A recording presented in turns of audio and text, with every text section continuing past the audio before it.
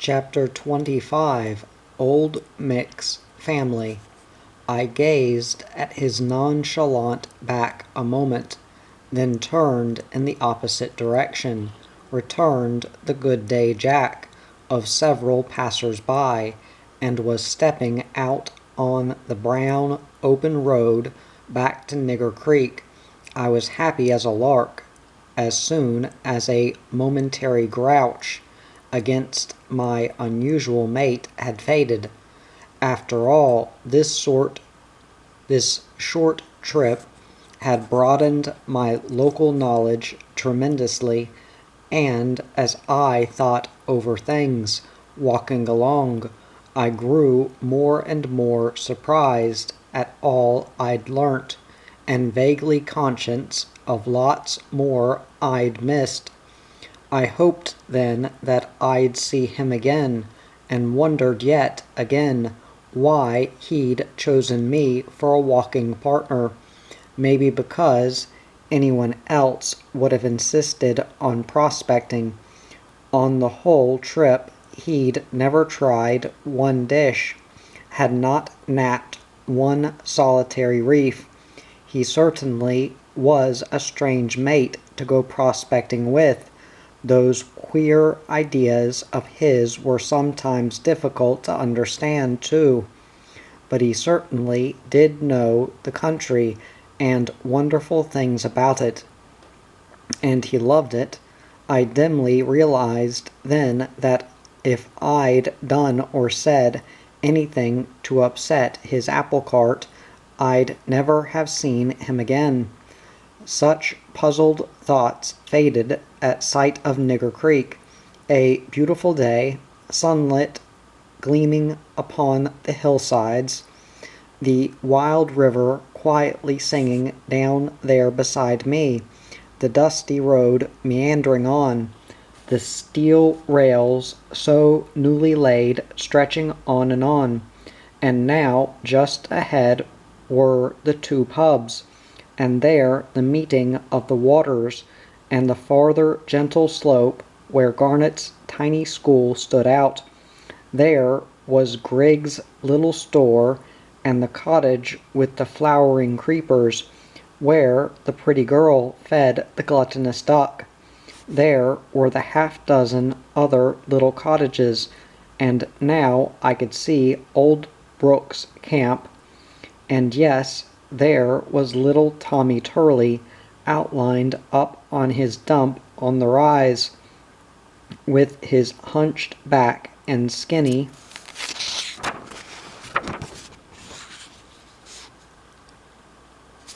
bowed little arms and legs, as slowly he turned the windlass handle like a spider winding a laborious web.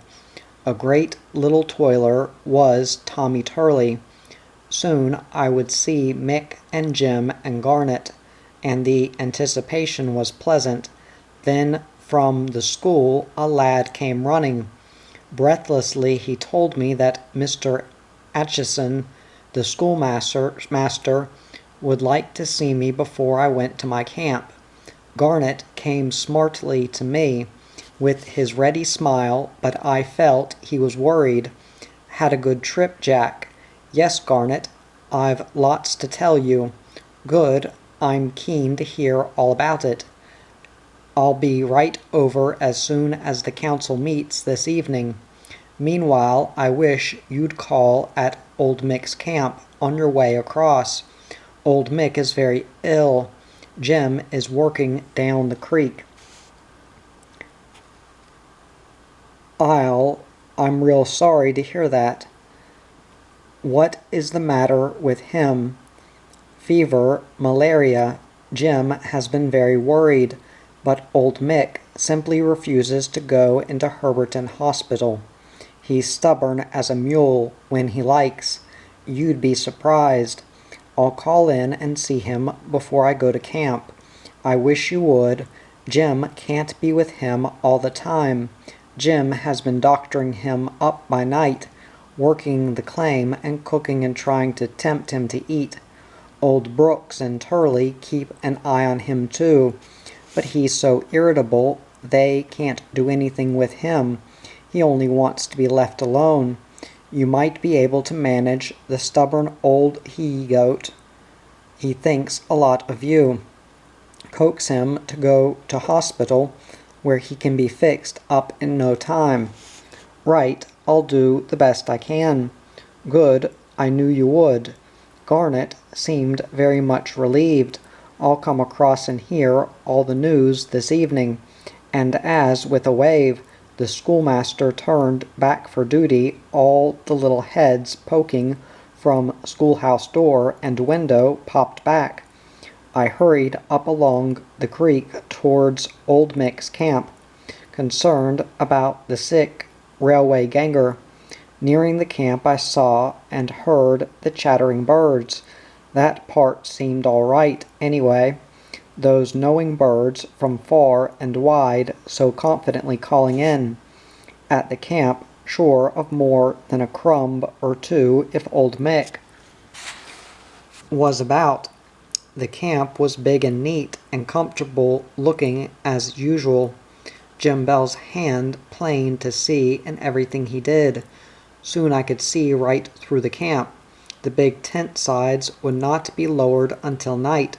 All was quiet with the dreamy doziness of mid-afternoon. Approaching along the grassy creek bank, my footsteps made no sound. Then I walked, slower, puzzled, then stopped. The sick man was sitting bowed over the camp table. He was not tossing feverishly in his bunk. In a patched old flannel, all hunched up in an attitude of painful concentration, he was slowly gnawing a pencil end and staring fixedly at a writing pad before him. The sick man was in the throes of composing a poem. For quite a while I stood there, a grinning spy. The old ganger was completely engrossed in his task, his furrowed brow nearly as corrugated as the logs bridging a creek crossing.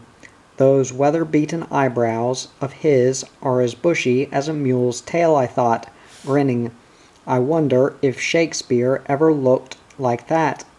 An inexperienced fly settled expectantly on that weather-tanned nose and flew disgustedly away.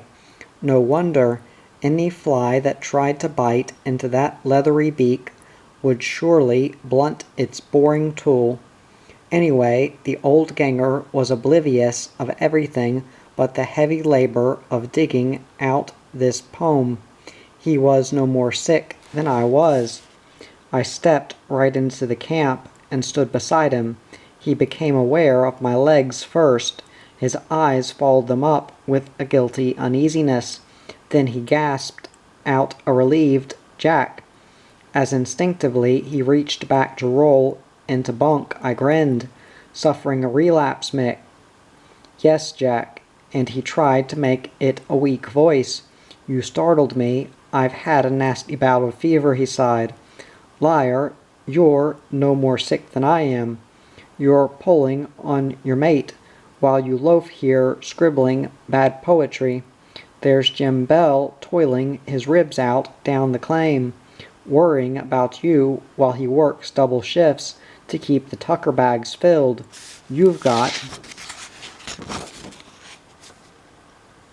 the whole camp worried while you calmly squat here scribbling this stuff." And I picked up the scribbling pad and scoffed at the evidence of his guilt. "There's a lovely maid in Nigger Creek, where the wild river flows. Lovely maid, my eye! What the blazes would she have to do with you anyway? You're an old shyster, Mick. Just wait until I tell Jim Bell. You won't put me away, Jack?" he asked anxiously. "Why shouldn't I? You're pulling on your men."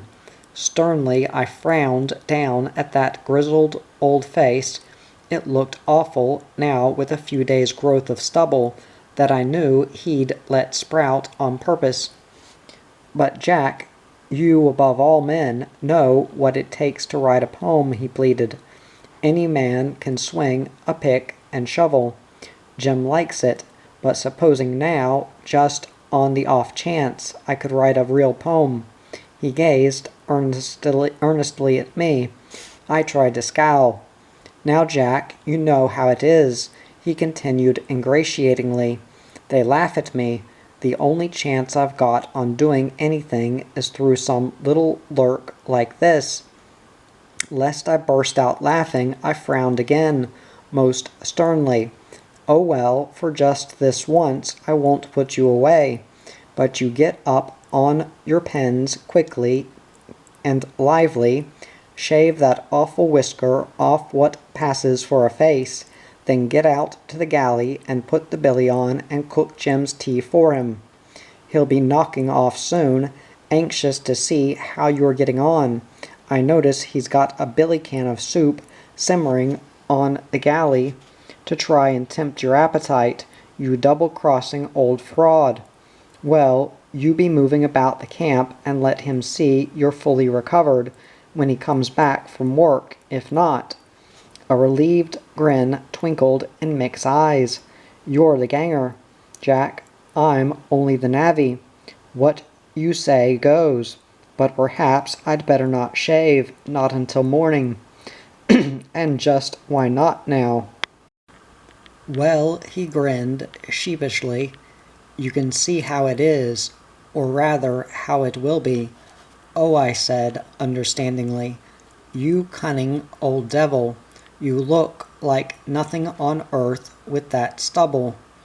If you shaved, you'd look as healthy as you really are, and Jim would slit your throat, as he ought to.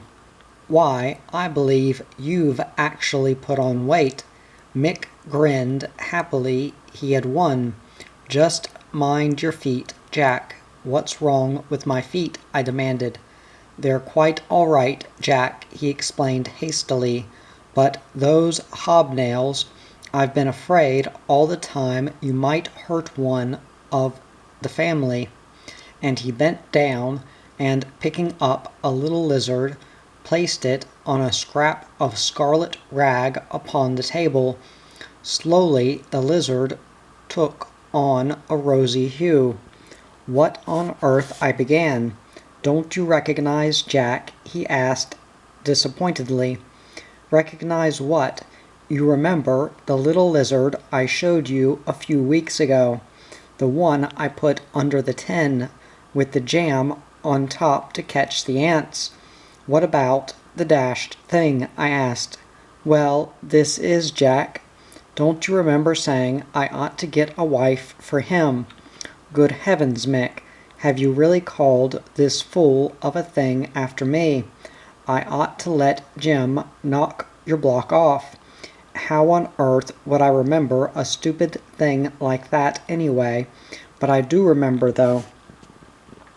With a satisfied grin, Mick bent down again and brought up another lizard, a smaller, noticeably fatter one, and triumphantly placed it beside its mate. I watched as slowly it turned into rose color. Rosie, introduced Mick simply, Jack's missus. I'll upset the water bucket on you in a moment, you grinning old has-been. Do you mean you actually mated these two silly-looking lizards? Yes, he replied with eager satisfaction. I had some little difficulty at first, but I remembered a look I'd caught in your eye one day when you were watching that girl feeding the ducks. But I had to catch quite a number of lizards and show 'em to Jack before he responded. It worked out all right. You see, more than you damn well should. Hiding a grin, he bent down again and gently lifted up a baby lizard. Placing it beside the parents, he announced proudly, Jim, the firstborn, son and heir. He bent down again, and up came a fatter baby lizard. Meet old Brooks. Beside old Brooks, he placed a skinny little baby Tommy Turley.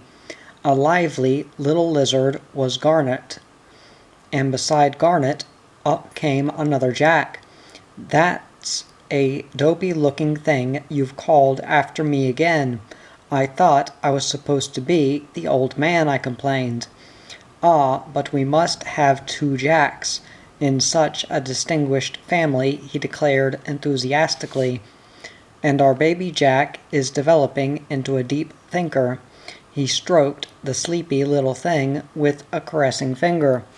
I had to laugh as one after the other he gently picked them up until 11 rose-pink rose-pink baby lizards lay there beside Mum and Dad. Otherwise, Jack and Rosie, I understood Mick's concern now, for I hadn't seen his precious little brood around my feet since, of course, they had taken on the color of the floor. "And what does Jim think of this family of yours?" "He doesn't know about them, at least not all of them." Mick smiled. "They keep well out of the way when Jim's in camp. They know quite well he objects to lizards about the place. Wonderful how soon they come scuttling in to keep me company when I'm alone. Well then, what on earth is going to happen when all this crowd find wives and husbands and bring their families into camp to be fed?" "You and Jim will be eaten out of house and home." "God looks after the sparrows," replied Mick wisely. "God will provide." "Loading your problems onto someone else's shoulders, as usual." "Oh well," I said, laughing. "I'm glad it won't be me. I'm off to camp now, and you get busy out at the galley, Jim." "Jim will be knocking off work any time now." "What a wonderful recovery you've made, Mick. And if you don't let Jim see it, I'll certainly spill the beans when I come across to the camp for a yarn tonight." And I strolled away to my own camp, all the better for a good laugh. What a difference there was between Mick and my strange mate of the hills, and between Jim Bell and Garnet and me, and old Brooks and little Tommy Turley. What a difference there was between all men. It was with a feeling of wonderment that I came to my own deserted camp. There were not even lizards to greet me. Chapter 26. The Secret. Though I was breaking my neck to spill the beans, I dared not tell Garnet Atchison about old Mick. That high-spirited prankster could not possibly have kept the secret. To think that poor old sick Mick had so beautifully pulled their legs while composing a poem would have appealed to the young schoolmaster as priceless. He just could not have kept it to himself. I doubt very much whether I could have, had it not been for some subtle influence of my strange mate. For now, as I dawdled about camp after sunset, I was thinking of that quiet, set face illumined by the firelight upon the rocks, a face that could hold any secret. Walking slowly down through evening towards the council fire, some whimsical fancy whispered to me, telling me to prove I could be as secretive as the jungle man. Otherwise, I'm certain I should have awaited a ripe opportunity, then with gusto blurted out the story of the old ganger's perfidy. I'd given the boys plenty of time to gather together and unload their congratulations at the patient's amazing recovery. Now instinctively treading softly, I paused outside the ring of firelight and listened a few moments, noting how clearly each man's voice came to me. Was this the jungle man whispering? I could catch the ring of pleasure in each voice, and quickly knew the sentiments of each and every one.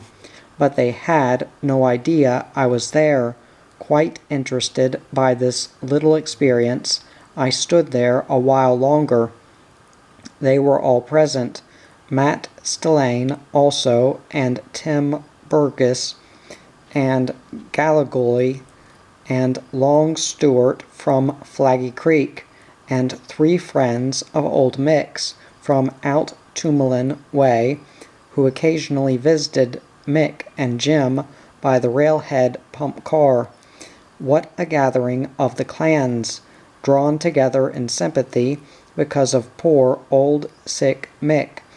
I'd have the greatest difficulty in keeping that secret, I thought as I grinned towards the convalescent sitting, hunched up there with a coat on and a blanket wrapped round his knees. Jim had insisted, despite the patient's feeble protest. You might catch a chill, Mick, you know, sitting out here in the cool so soon. You've been a sick man, remember. Sick my eye, you old fraud, I thought then, mustering a solemn face, stepped into the firelight, and I was given the cheeriest of greetings, Garnet actually preparing a seat for the returned wanderer. Here's the conquering hero, the doctor par excellence. Garnet introduced me enthusiastically. Poor old Mick has had Jim near worried out of his life. Mick in the land of moans and groans for the last fortnight, but no sooner does Jack appear than Mick's fevered brow cools to the magic presence. The renowned Hippocrates himself could not have wrought such a change. And here now is the patient eating almost heartily and back on his feet again, though it's his tail at present. In a day or two he'll be composing another poem. Across the firelight I caught Mick's appealing eye. I'm sure I'd like to hear his last poem, I said, nearly biting my tongue to hold back the secret. It's marvelous, Jack, said Jim seriously. I don't mean his idiotic poems. I'd just about made up my mind to manhandle him to the railway tricycle, tie him down, and pump him into Herberton to the doctor. And here, when I knock off, he's up and about the camp, and even has dinner cooked. And Jim, obviously very, very relieved, looked just as puzzled. He must have taken a turn for the better before I came along, I explained. He was well on the road to recovery, for he began pottering about soon after I arrived. So long as he doesn't overdo it and suffer a relapse, murmured old Brooks.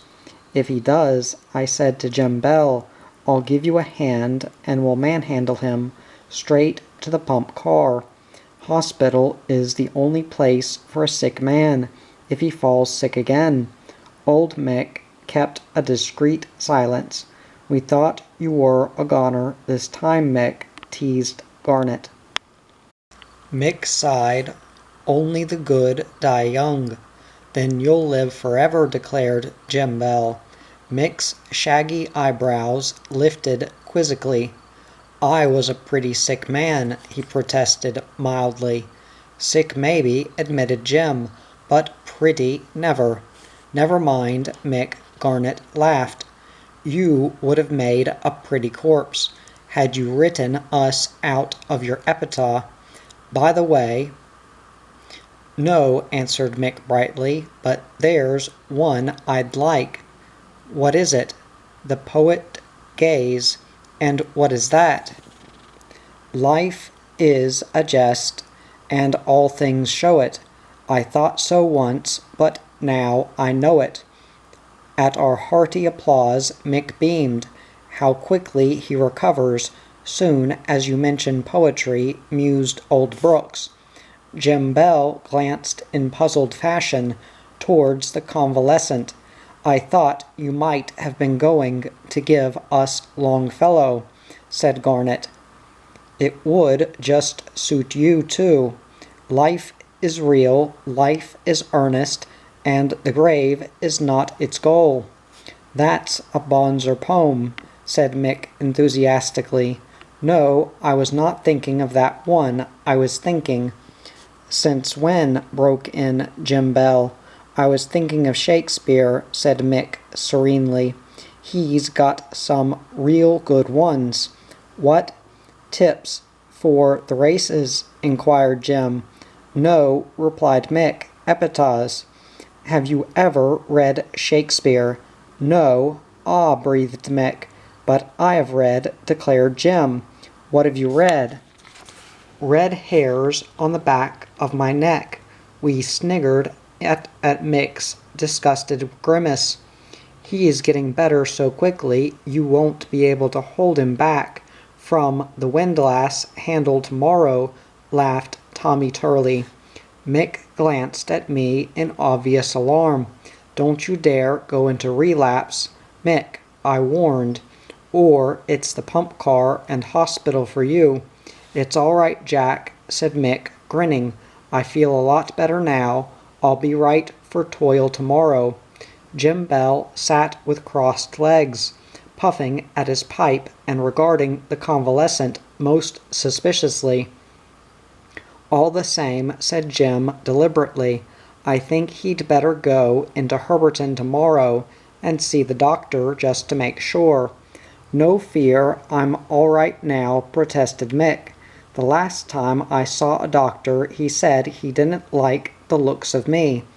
"Who would?" inquired Jim. "Now then, Jim, you'll have our patient taking to his bunk again," warned Garnet. "Look how flustered you've got him. I believe he's running a temperature." "If he is," said Jim with a doubtful frown, "then it's the first time I've ever known him run hot." "Oh well, I suppose the old goat was sick. He acted it anyway. Pretty well too one night. I really thought he might be going to die." "I nearly did," sighed Mick. "Then why didn't you?" "I changed my mind." "Never knew you had one," murmured Jim. "You're a long way from dying yet, Mick," said Garnet, "though one night you did look extra awful." "If possible," said Jim. "I could hear those angels singing," sighed Mick. "Angels," snored Jim. "It's Old Nick you heard in a hurry to close the gates." "That would be stiff luck," said old Brooks, "to be shut out of both places. What would you do about it, Mick?" Mick glanced up at the sky. "Compose a poem," he murmured. "I'd find a fleecy cloud to sit on. I'd call that poem." He shut his eyes, his face screwed up in a most awful grimace.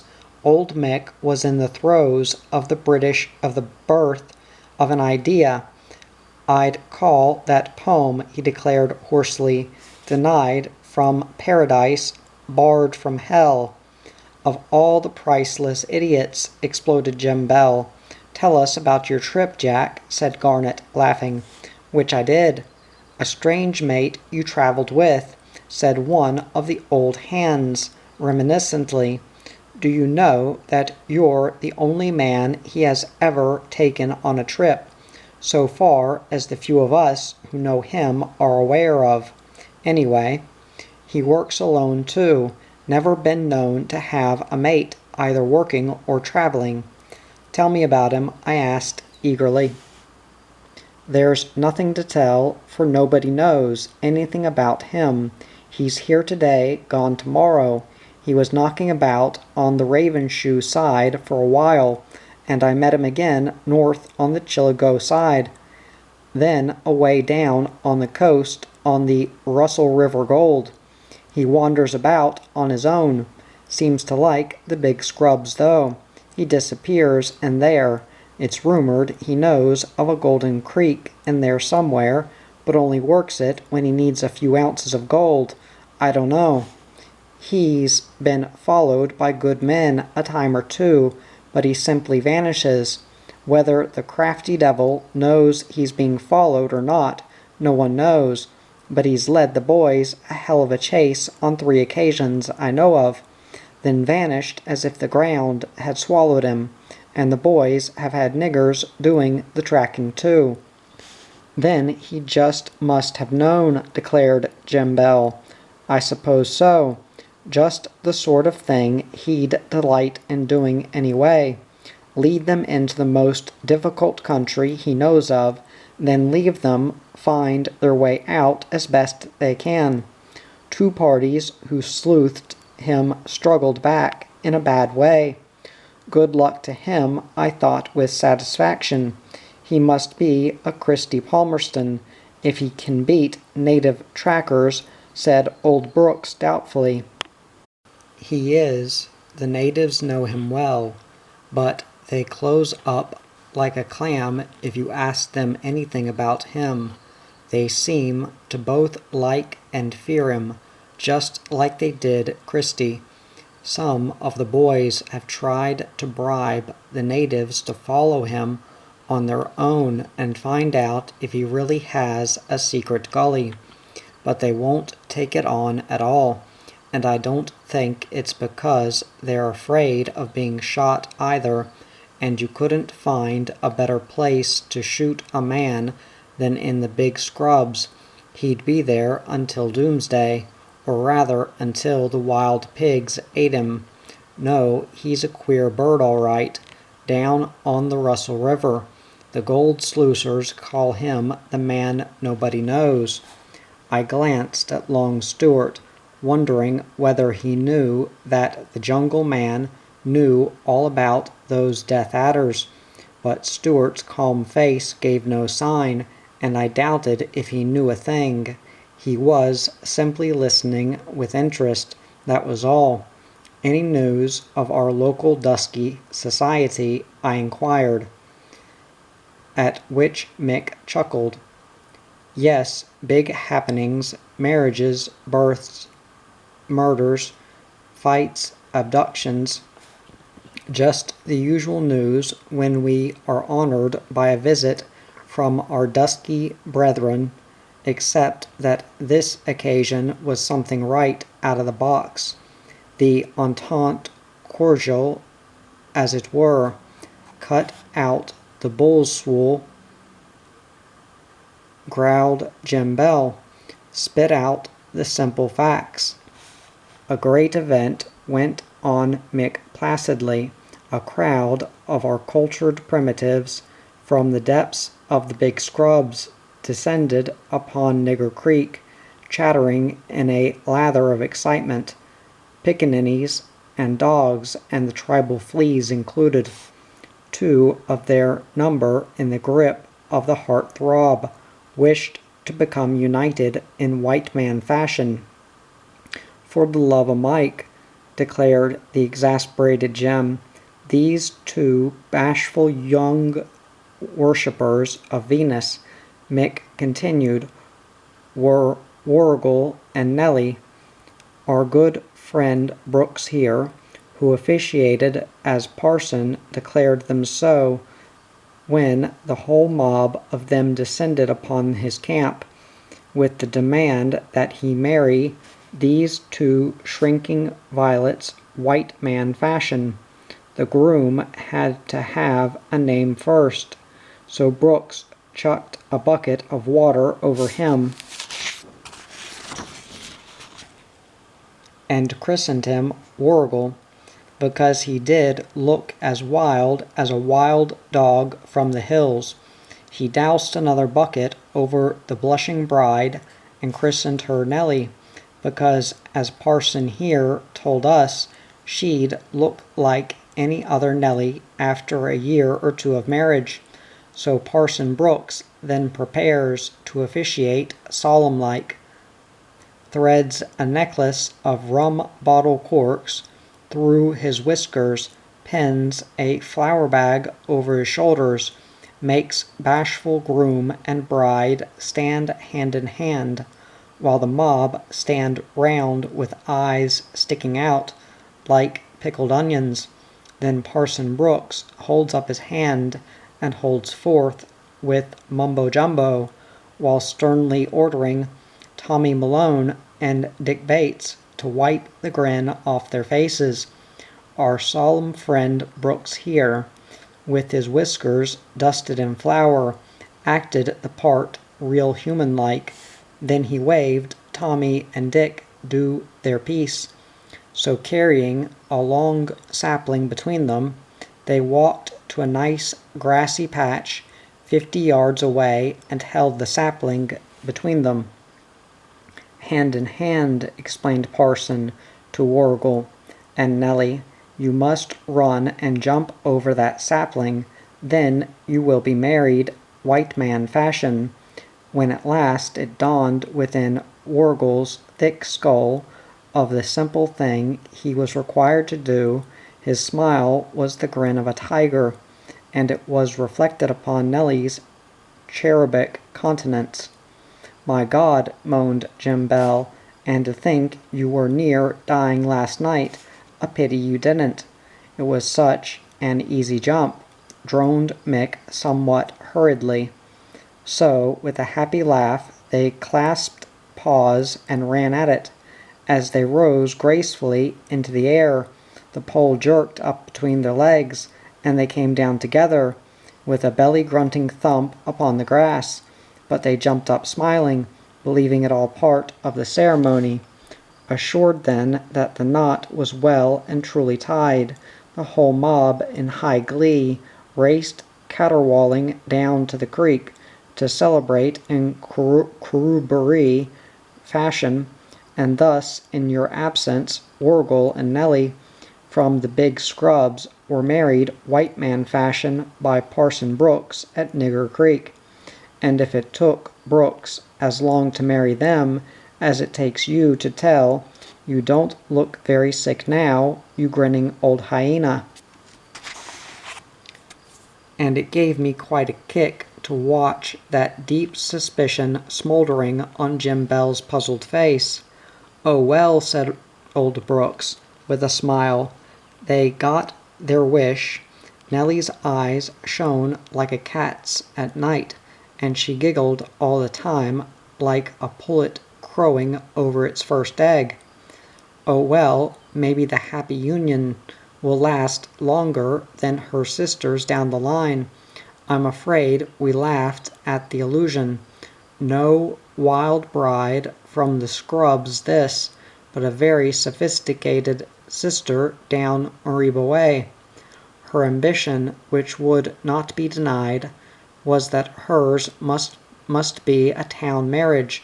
She must be married to bridegroom Abraham by a real parson in a real church, and she was. The white folk lent an encouraging hand.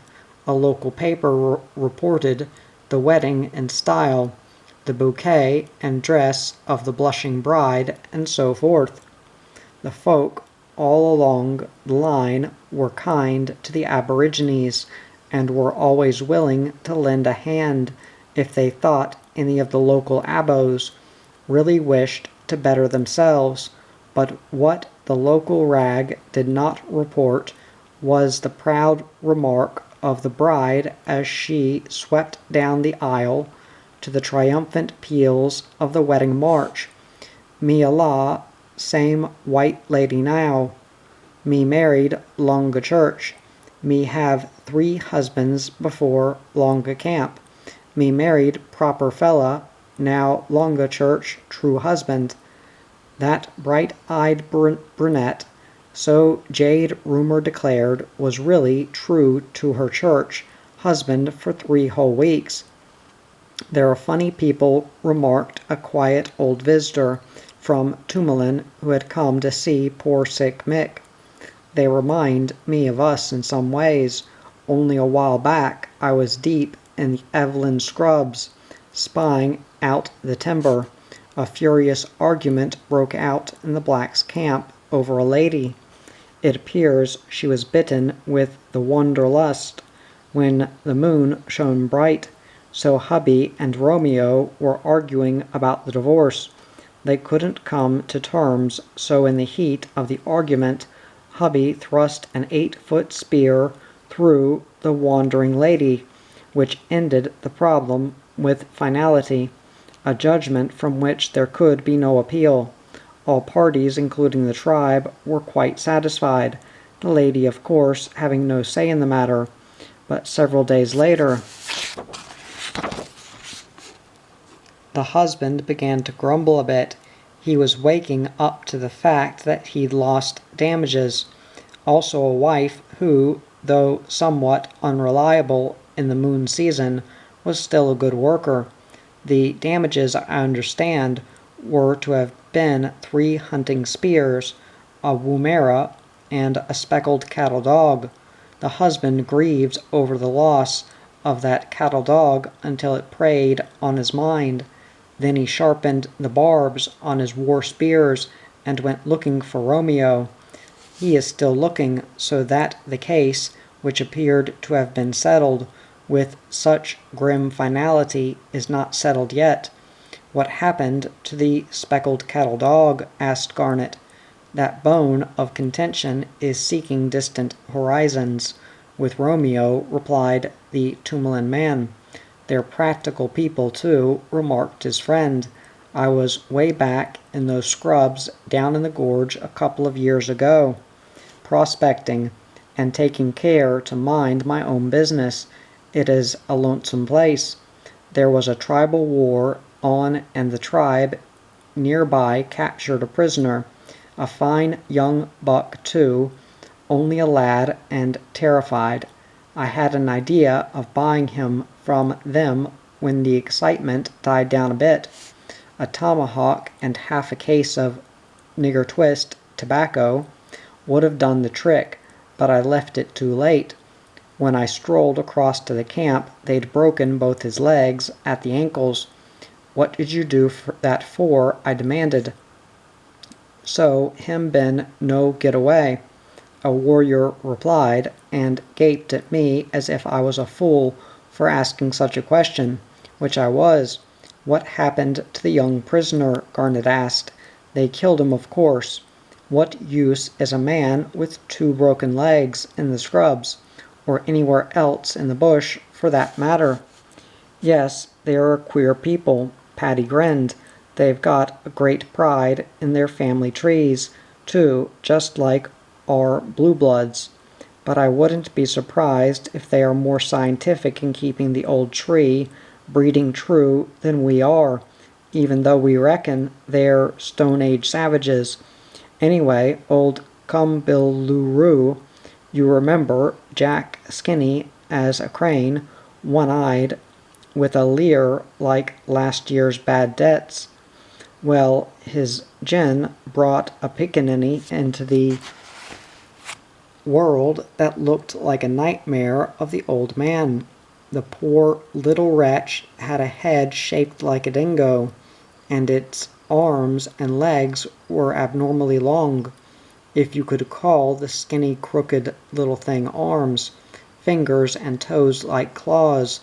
Well, old Cumbiluru took a violent dislike to his offspring, probably because it reminded him of what he saw when he bent down at a water hole to drink. Anyway, he waited until his woman was asleep, snatched the baby from her arms, hit it over the head with his nullah, and callously threw it away into the bush. The mother, though, was inconsolable. Thus the white man law soon caught up with Cumbiluru. Why did you kill your Picanin? Demanded the policeman. Old Cumbiluru grinned pityingly at the policeman's ignorance. Him baby no good, he explained scornfully. Him a la same lunga grasshopper. Walking up the slope to camp late that night, I realized I'd got a real kick out of this evening. All the time I'd known what no other man there knew except the anxious Mick, though Jim Bell almost suspected. Surely this must be something like the pleasure that secretive jungle man enjoyed, to know things other men didn't know but keep it to himself. It was quite interesting to think about, but few men could or would go to all that long secretive trouble. I grinned at the thought of how, all the time, I had been longing to put old Mick away, and when I thought of Jim Bell's puzzled, suspicious face, I chuckled into the night. How Garnet would have laughed, and the others too, had I only split the beans. Entering the cold tent, I lit the stub of a candle and shoved that infernal possum off the bunk. He hissed quite aggressively as I tried to kick him out into the night. Kicking off my boots, I rolled into the blanket, started filling a final pipe, and laughed. I should have just loved to put old Mix away, but I was glad I hadn't now. But let the old fraud beware, should he ever again try to force me to write another poem.